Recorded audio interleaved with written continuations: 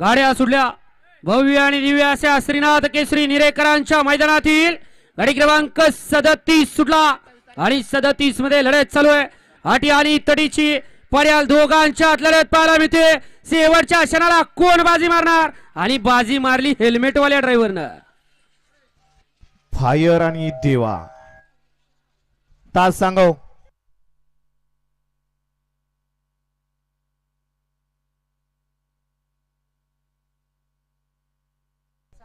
गड क्रमांक 37 चा निखा 37 चा निकाल तास क्रमांक 7 वरून धावलेली गाडी नारायण बाबर किकली चेतन मधने रामोसवाडी या गाडीचा 1 नंबरला विजय होईल। गाडी मालकाचं त्यावरती बसणाऱ्या चालकाचं हार्दिक अभिनंदन आहे।